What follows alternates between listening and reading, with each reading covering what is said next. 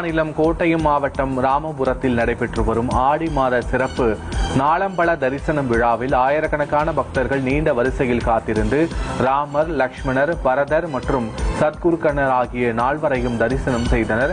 ஜூலை 17ஆம் தேதி தொடங்கிய இந்த விழா ஆகஸ்ட் 16ஆம் தேதி வரை நடைபெறுகிறது. பக்தர்களின் வசதிக்காக நிழல் பந்தல்கள், வாகன நிறுத்துமிடங்கள், தகவல் மையங்கள் உள்ளிட்ட ஏற்பாடுகள் சிறப்பாக செய்யப்பட்டுள்ளன. இந்த கோவில்கள் ஆடி மாதம் ஸ்டார்டிங் முதல் இருந்து லாஸ்ட் வரைக்கும் 31 தேதி வரைக்கும் இங்கே திருவிழா நடந்துட்டே இருக்குது. கேரளாவிலிருந்து மட்டுமல்ல, பக்கமான மாநிலங்களிலிருந்தும் நிறைய பக்தர் கூட்டமாக வந்துட்டே இருக்கிறார்கள். தமிழ்நாட்டிலிருந்து நிறைய பக்தர் போன வருஷம் வந்துட்டார். ஆனால் வருஷம் அதிகமாக கூட்டமாக வந்துட்டு பக்தர் ராமபுரத்தை நாலம்பல தரிசனத்துக்காக வந்துட்டே இருக்கிறார்கள். ஒரு தடவை ராமாயணம் படிக்க மாதிரி இருக்குது, ஒரு தடவை இந்த கிராம பிரதட்சணம் கூடி பூர்த்தி செய்ய முடியும். ராமபுரத்தை தனி சிறப்பாகும் இது.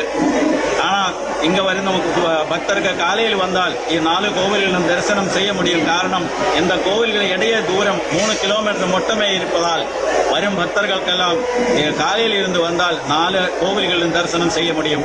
அமனகர ஸ்ரீ பரதசுவாமி கோவில் தரிசனத்தில் வர பக்தர்களுக்கெல்லாம் இங்கே காலையில் இருந்து அன்னதானம் நடந்து வருகிறது. பக்தர் டொனேஷனாக கொடுத்து அன்னதானம் நடந்து வருகிறது. அனைத்து பக்தர்களும் இங்க வந்து அன்னதானம் சுவீகரிக்க வேண்டும்.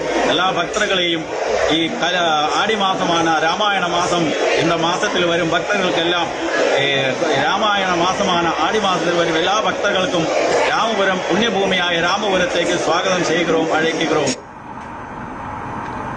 தமிழக முதல்வர் விஜய் கர்நாடகா